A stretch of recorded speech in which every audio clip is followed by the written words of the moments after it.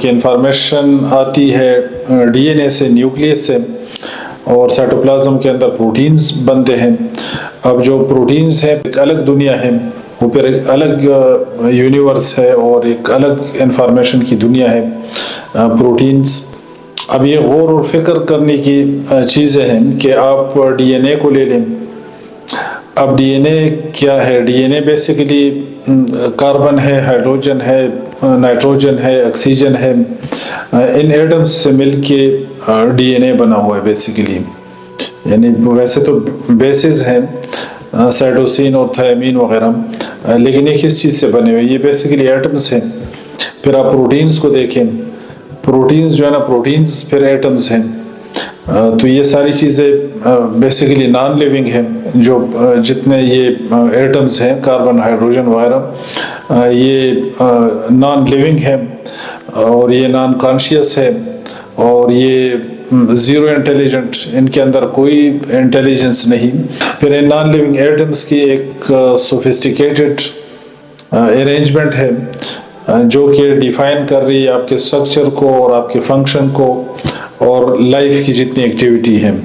تو ان چیزوں میں غور و فکر کرنے سے کیا یہ چیزیں سرپرائزنگ نہیں ہیں اور کیا یہ حیرت میں ڈالنے والی نہیں ہے؟ تو یہ سرپرائز اور یہ حیرانی اور درماندگی اصل میں ڈی این اے یا پروٹینز یا ان ایٹمز یا ان مالیکیولز، ان چیزوں کے بارے میں نہیں ہے، بلکہ یہ حیرانی اور یہ درماندگی اس ہستی کے بارے میں ہے جس ہستی نے ان چیزوں کو ڈیزائن کیا ہوا ہے۔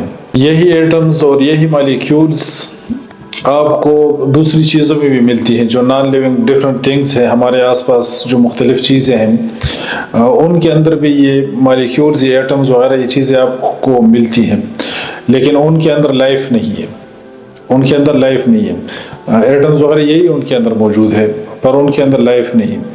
پھر ایسے آرگینزمز ہیں، ایسے اینیملز ہیں کہ ان کے اندر لائف ہے، ان کے اندر یہ ایٹمز، یہ مالیکیولز، یہ سیلز، یہ اسٹرکچرز، یہ ساری چیزیں موجود ہیں۔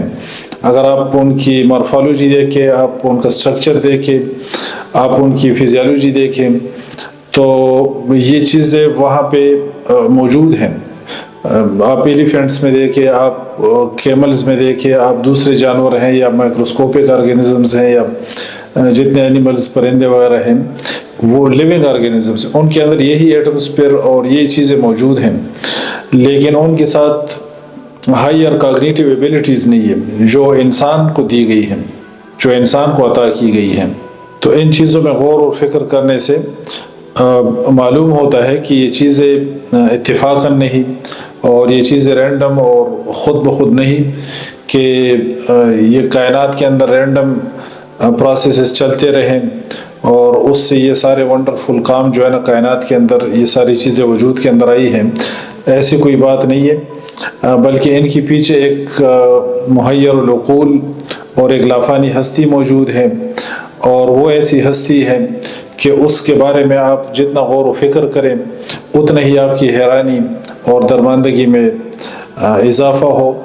تو کائنات، یہ یونیورس، یہ ہیومن بینگز، یہ لیونگ تھنگز، یہ non living things, they are not by chance, they are not haphazard and random things، بلکہ یہ کریٹڈ ہے اور یہ کنٹرولڈ ہے۔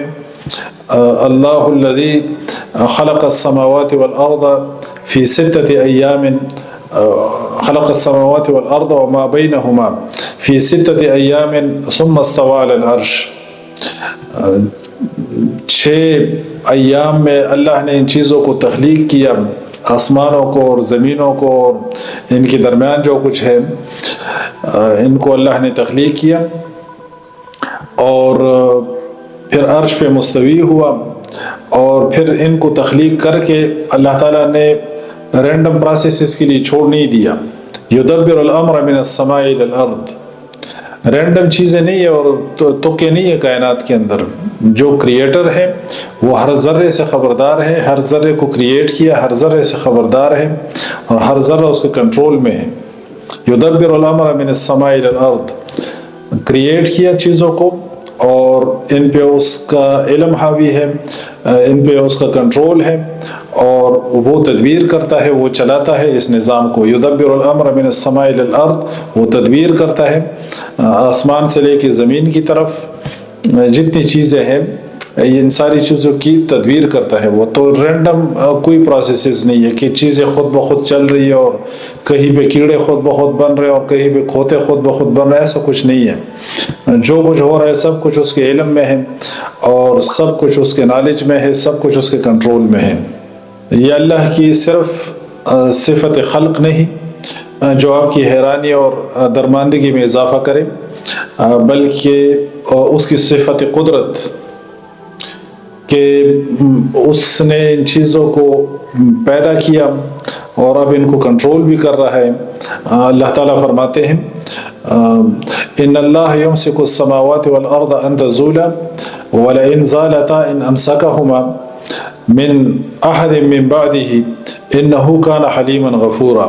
بے شک اللہ نے آسمانوں اور زمین کو تھاما ہوا ہے ٹلنے سے، کہ وہ ٹل نہ جائے، اپنی جگہ سے ہل نہ جائے. ان اللہ یمسک السماوات والارض ان تزولا، اور اگر وہ ٹل جائے تو اللہ کے بعد ان کو تھامنے والا پھر کوئی نہیں ہے. اگر اللہ ان کو نہ تھامے تو اللہ کے ماں سوا ان کو کوئی نہیں تھام سکتا. اور بے شک وہ بردبار اور بہت زیادہ بخشنے والا ہے. تو اللہ نے چیزوں کو صرف تخلیق نہیں کیا بلکہ وہ تدبیر بھی کر رہا ہے، اور اس نے ان کو تھاما ہوا ہے، ان کو کنٹرول کیا ہوا ہے.